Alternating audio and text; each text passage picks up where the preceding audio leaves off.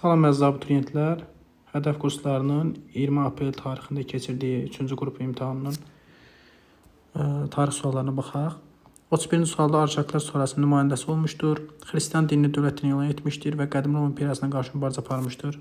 Göstərilənlər kimə aid olduğu soruşulur. Burada Xristian dini dövlətini elan edilməsi bizə artıq cavabı məlum edir. Belə ki, 313-cü ildə Urnayırın fərmanı ilə Xristianlıq dövlət dini elan edilmiştir. Burada cavab D variantı. Romaya qarşı mübarizəsi isə bildiyimiz kimi Amit-İzrab döyüşləridir və həmçində Arşakların nümayəndəsidir.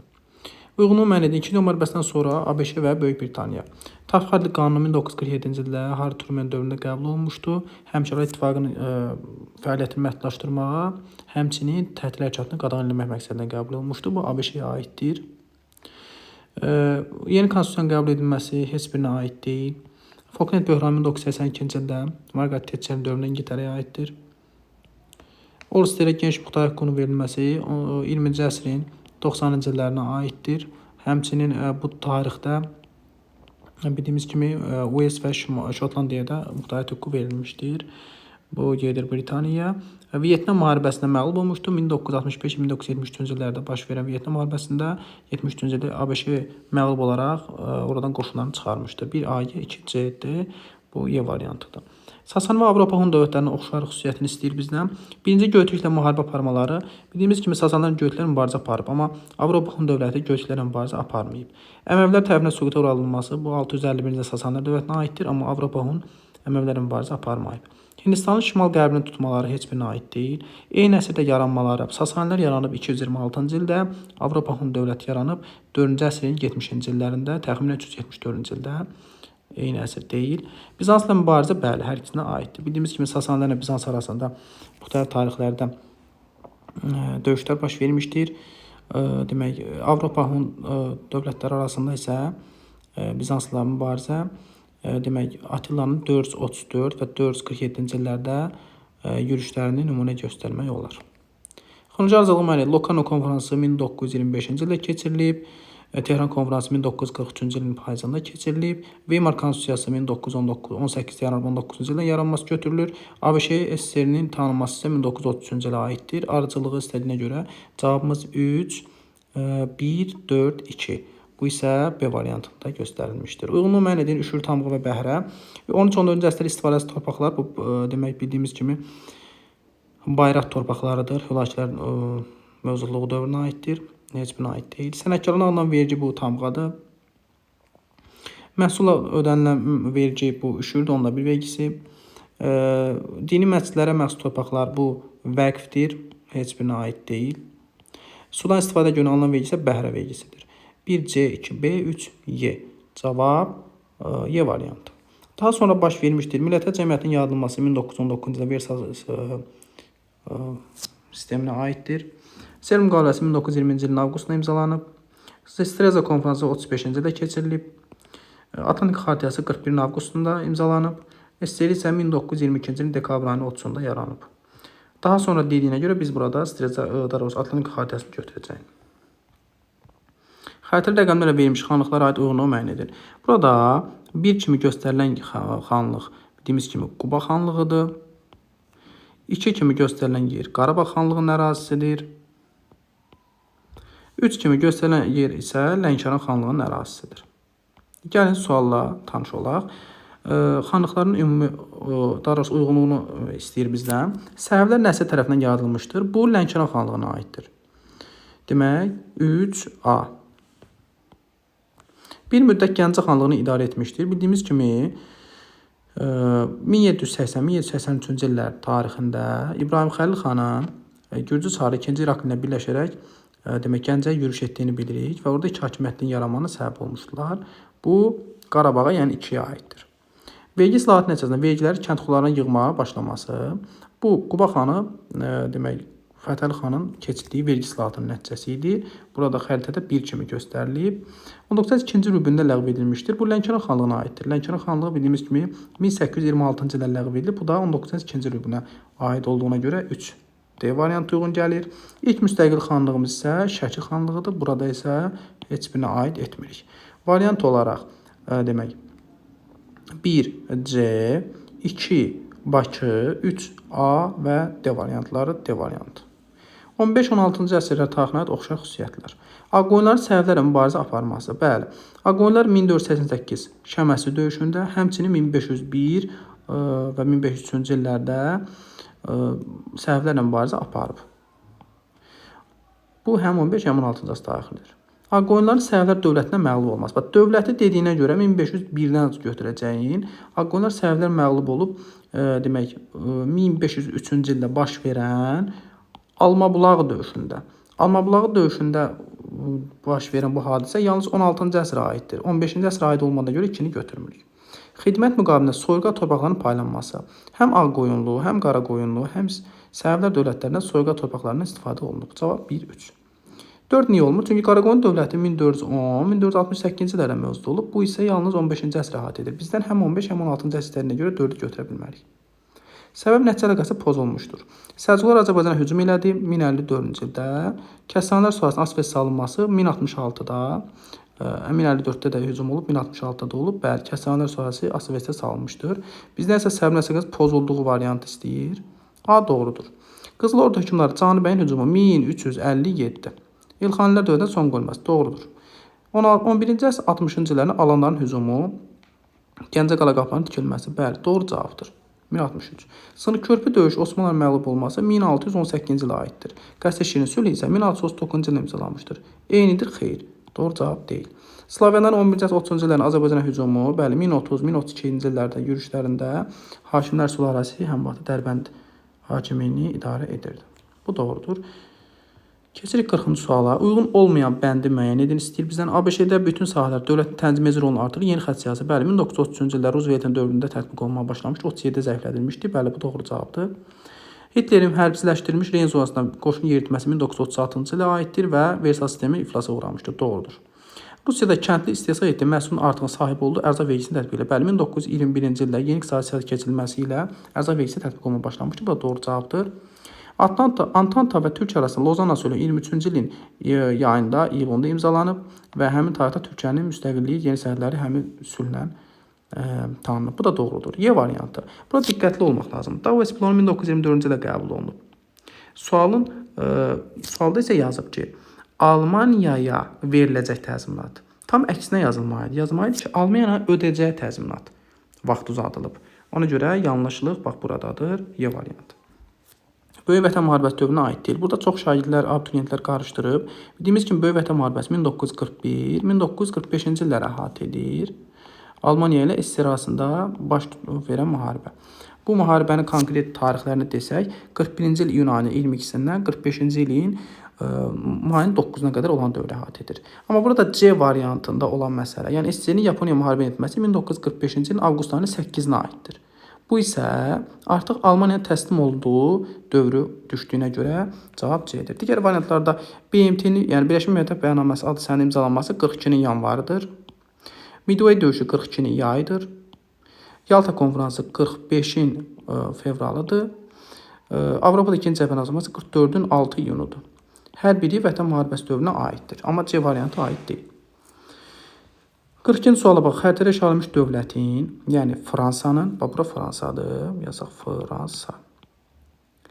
30-cu illər tarixinə aid olanları seçməliyik. Streza konfransında iştirak. 1935-ci ildə çağırılmışdı Streza konfransı. Burada 3 dövlət Avstriyanın taleyinə dair razılığa gəlmişdilər. Burada İngiltərə, Fransa və İtaliya, Mussolini iştirak edirdi.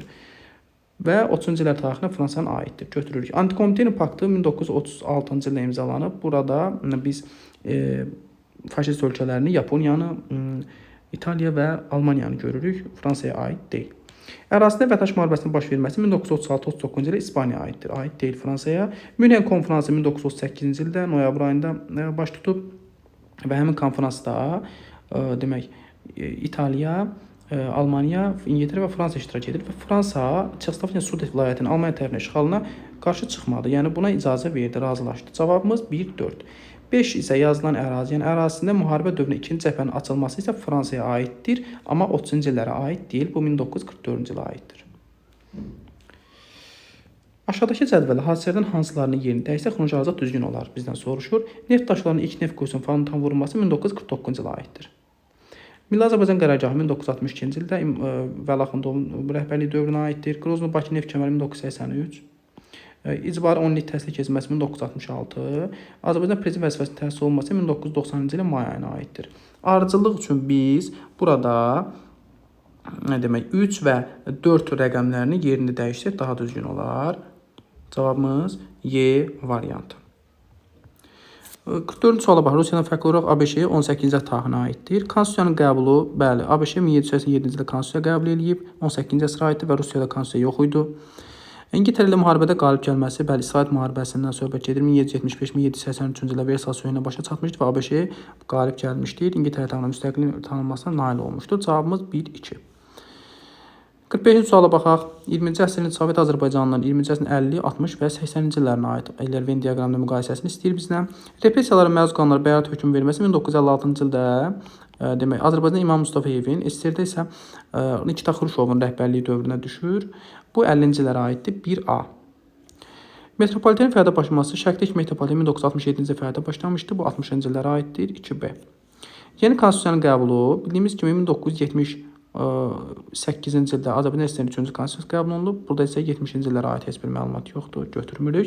Qarabağ Azərbaycanlıların deportasiyanın sonuncu mərhələsi 1988-dən 1991-ci ilə qədər olmuşdur. 88-dən yanvar ayından başlanan deportasiyalar 80-ci illərə aiddir deyə 3-ə aid edirik.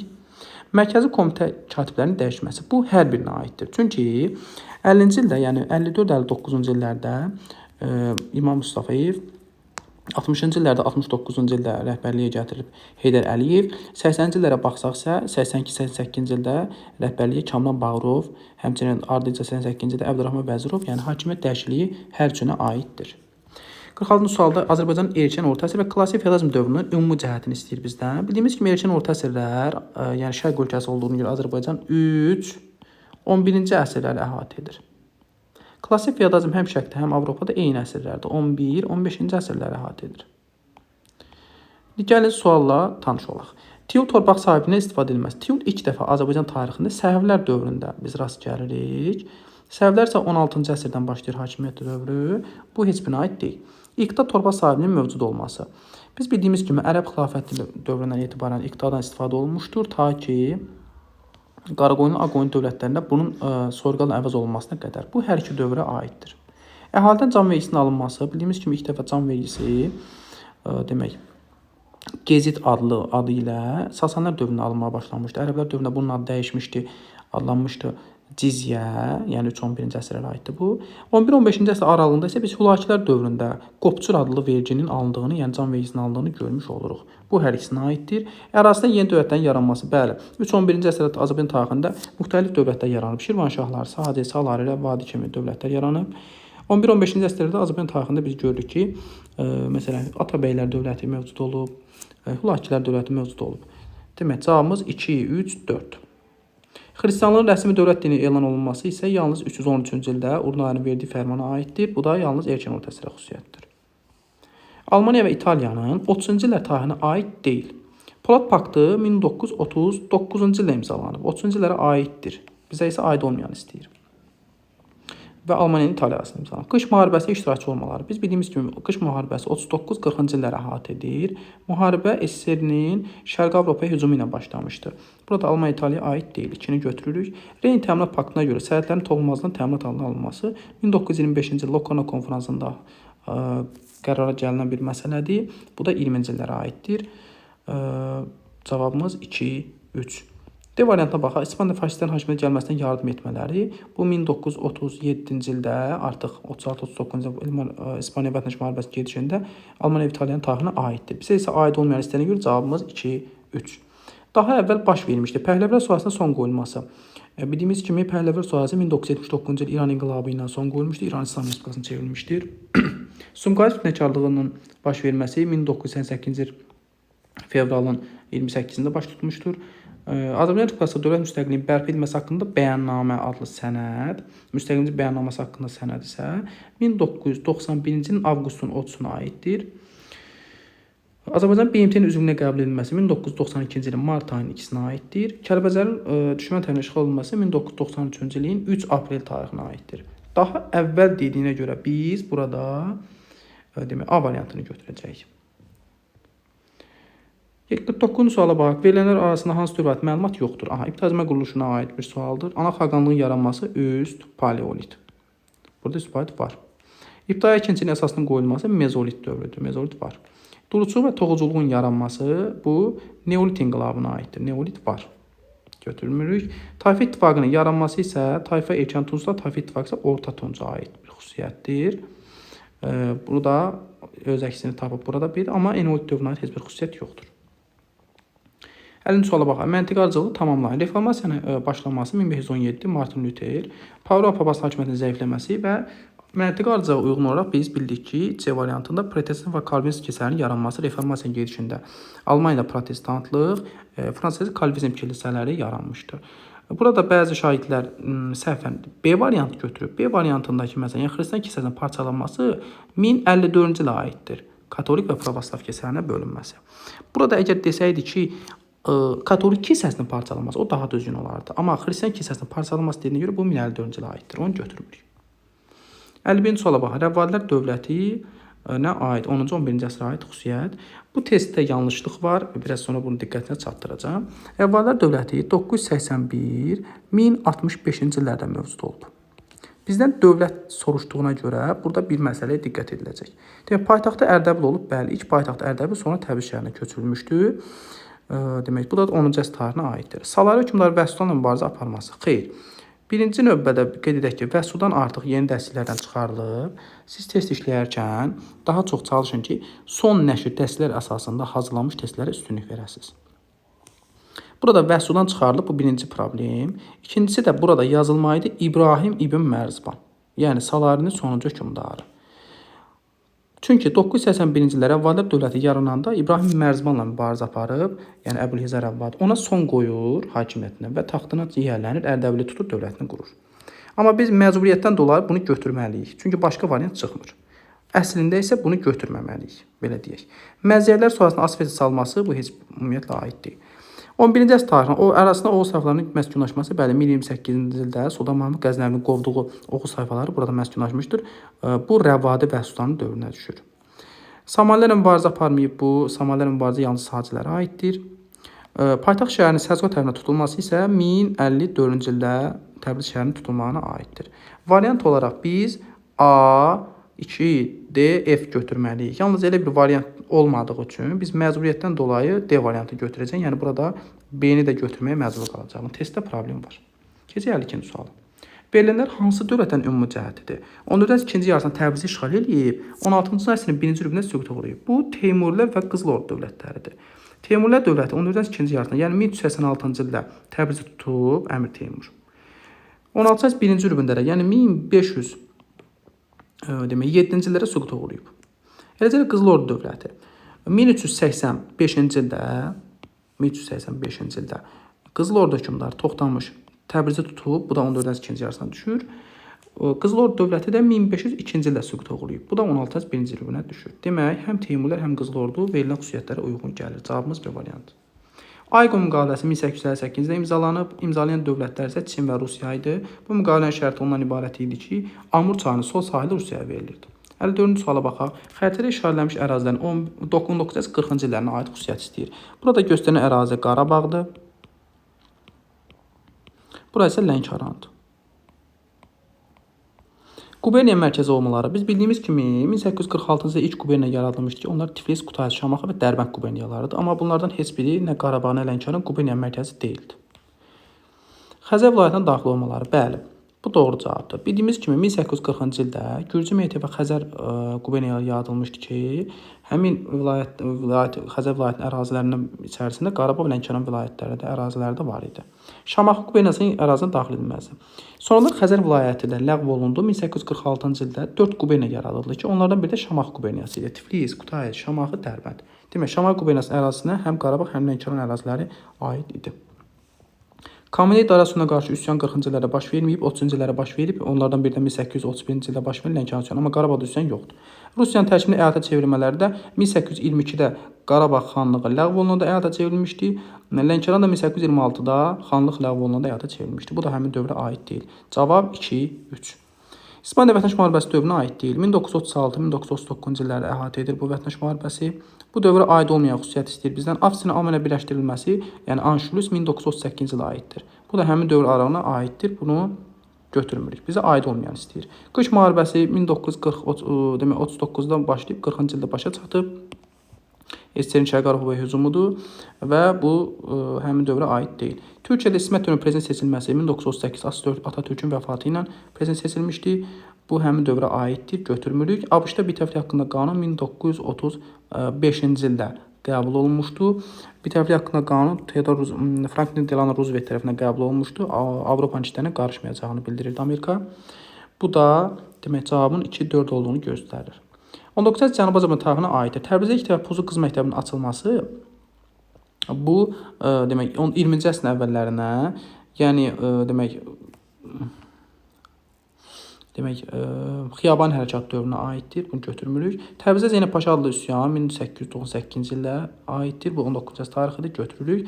Varlardan müharibə xərcatlarının verginin alınması bu 1905-1911-ci illərdə baş tutan məşrut hərəkatına aiddir. Bu 20-ci əsrdə götürürük.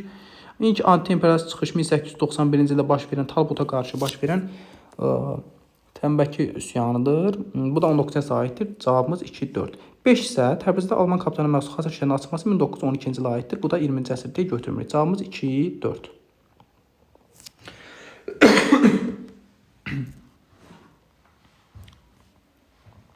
Uyğunluğu müəyyən edin. 5-ci əsrdə paytaxt şəhərinin dəyişməsi. 444-cü ildə İkinci Vaçe hakimiyyətə gələn kimi Albaniya paytaxtını Qəbələyə köçürmüşdü. Daha doğrusu Bərdədən Qəbələyə köçürmüşdü. Bu 5-ci əsr Albaniya tarixinə aiddir. Yəni 1A. 1A.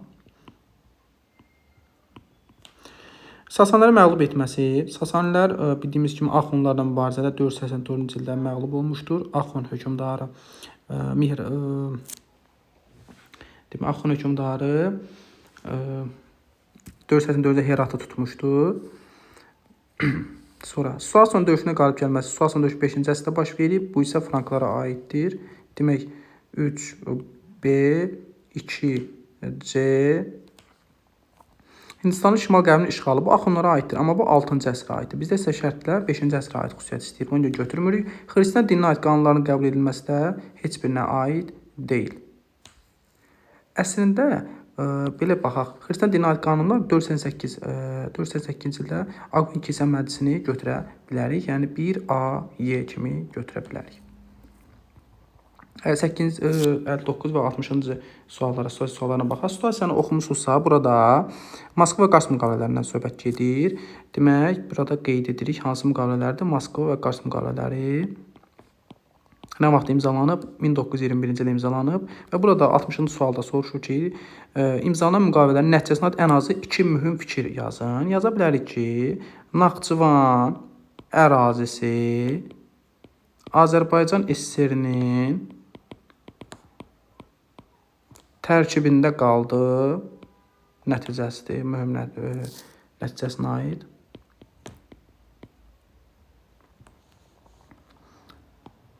Ermənistan SSR-nin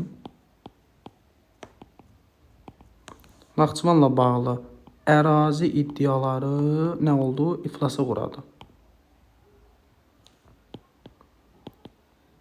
Həmçinin yaza bilərik ki, üçüncü olaraq da əlavə olaraq yaza bilərik ki, Naxçıvanın statusuna dair razılığa gəlindi. Naxçıvan Azərbaycan SSR-nin tərkibində muxtariyyət hüququnu, statusunu əldə etdi. Bu qədər. Təşəkkürlər.